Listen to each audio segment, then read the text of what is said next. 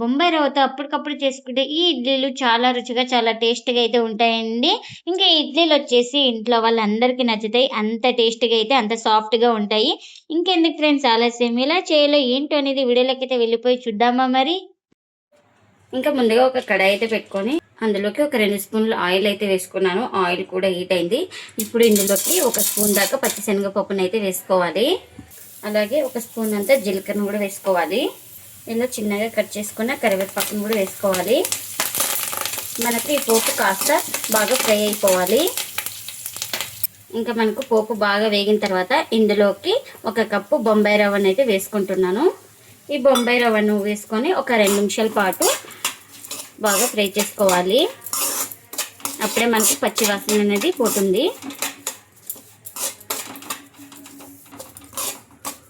ఇంకా చూడండి, ఒక 2 నిమిషాల తర్వాత అయితే ఇంకా ఇప్పుడు స్టవ్ అయితే ఆఫ్ చేసుకొని దీన్ని పూర్తిగా చల్లారనివ్వాలి. ఇంకా చల్లారిన తర్వాత అయితే ఒక బౌల్లోకి అయితే తీసుకున్నాను. ఇప్పుడు ఇందులోకి 1/2 కప్పు పెరుగునైతే వేసుకోవాలి. ఇంకా ఇందులోకి రుచికి తగినంత సాల్ట్ని కూడా వేస్తున్నా. ఇంకా అలాగే 1/2 కప్పు వాటర్ కూడా వేస్తున్నాను. ఇంక ఇవన్నీ వేసుకొని మొత్తం బాగా కలుపుకోవాలి.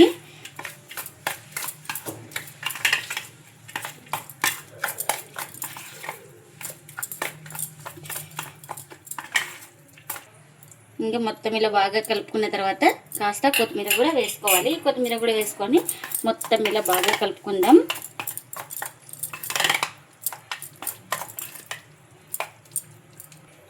ఇంకా ఇప్పుడు మొత్తం బాగా ఇలా కలుపుకున్న తర్వాత ఇంకా ప్లేట్ అయితే పెట్టుకొని ఒక 5 మినిట్స్ పక్కన పెట్టుకుంటే మనకు రవ్వ అనేది బాగా నానుతుంది. ఇంకా ఒక మిక్సీ జార్ అయితే తీసుకొని అందులోకి చిన్నగా కట్ చేసుకున్న పచ్చి కొబ్బరి ముక్కలు అయితే వేసుకోవాలి. ఇంకా నేను ఇక్కడ చట్నీ చేసుకోవడానికి అయితే చూపిస్తున్నాను. అలాగే వేయించుకున్న పల్లీలు కూడా వేసుకోవాలి. అలాగే ఇంకా ఇందులోకి కాస్త పుదీనా కూడా వేసుకోవాలి. ఇంకా నేను ఇక్కడ మిర్చి ప్లేస్లో కారం అయితే వేస్తున్నాను. మీరు కావాలంటే మిర్చి కూడా ఫ్రై చేసుకొని వేసుకోవచ్చు. ఇంకా ఇందులోకి రుచికి తగినంత సాల్ట్ని కూడా వేసుకుంటున్నా. ఇంకా ఇప్పుడు ఇందులోకి కాస్త వాటర్ అయితే వేసుకొని ఇంకా మూత పెట్టుకొని గ్రైండ్ చేసుకోవాలి. ఇంకా గ్రైండ్ చేసుకున్న చట్నీని అయితే ఒక బౌల్లోకి అయితే తీసుకుంటున్నాను. ఇంకా ఈ చట్నీకి పోపు కూడా పెట్టుకున్నాను. ఆ పోపును కూడా ఇందులోకి అయితే వేస్తున్నాను. ఇంకా మనకు చట్నీ అయితే రెడీ అయిపోయింది. ఇంకా ఇప్పుడు ఇడ్లీ ప్లేట్స్ అయితే తీసుకొని మనం ఈ ఇడ్లీ ప్లేట్స్కి ఆయిల్ అయితే అప్లై చేసుకుందాం. ఇలా మనం ఎన్నిటికి పెడుతున్నామో అన్ని ప్లేట్స్కి ఆయిల్ అయితే అప్లై చేసుకోవాలి.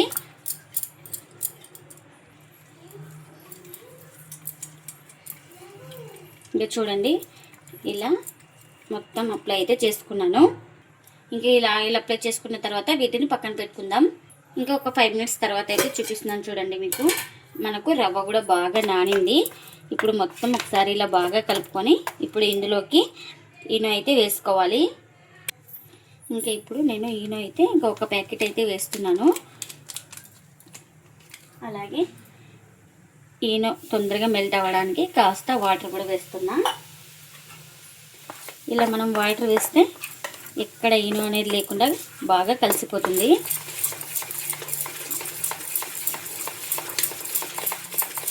ఈనో ఇష్టం లేని వాళ్ళు వంట సోడా కూడా వేసుకోవచ్చు. ఇంకా ఇప్పుడు మొత్తం బ్యాటరీ కలుపుకున్న తర్వాత ఇడ్లీ ప్లేట్కి అయితే ఫిల్ చేసుకోవాలి.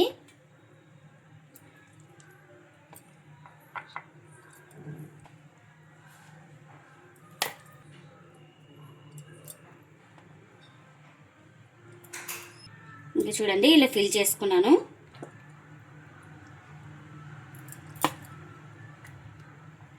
ఇంకా నెక్స్ట్ దానికి కూడా ఫిల్ చేస్తున్నా.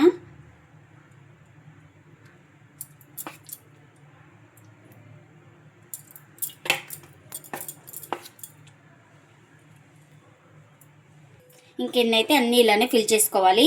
ఇంకా స్టీమ్ చేసుకోవడానికి కడాయిలో వాటర్ కూడా పెట్టుకున్నాను. వాటర్ కూడా బాగా బాయిల్ అవుతుంది కదా. ఇంకా ఇప్పుడు స్లిమ్లో పెట్టుకొని ఇంకా ఇలా ఫిల్ చేసుకున్న ఈ ఇడ్లీ ప్లేట్ని అయితే నిదానంగా ఇలా పెట్టేసుకోవాలి. ఇంకా ఇలా ప్లేట్ పెట్టుకున్న తర్వాత ఇంకా మూత అయితే పెట్టుకొని 10 నుంచి 12 నిమిషాలు అయితే టైం అయితే పడుతుందండి స్టీమ్ అవ్వడానికి. ఇంకా స్లిమ్లోనే పెట్టుకొని స్టీమ్ చేసుకోవాలి. ఇంకా ఇక్కడ 12 మినిట్స్ టైం అయితే పట్టిందండి స్టీమ్ అవ్వడానికి. ఇంకా స్టీమ్ అయిన తర్వాత స్టవ్ అయితే ఆఫ్ చేసుకొని చల్లారిన తర్వాత అయితే మీకు చూపిస్తున్నాను. చూడండి ఎలా పొంగుతూ బాగా వచ్చినాయి ఇడ్లీలు అయితే. చాలా సాఫ్ట్ గా కూడా ఉంటాయండి ఇడ్లీలు అయితే. ఇంకా ఇప్పుడు స్పూన్ తోటి ఇలా ఈజీగా వచ్చేస్తుంది. చూడండి ఎంత సాఫ్ట్ గా ఉందో ఇడ్లీ. చూడండి నార్మల్ నార్మల్ ఇడ్లీల కన్నా చాలా సాఫ్ట్ గా ఉంటాయండి ఇడ్లీలు అయితే.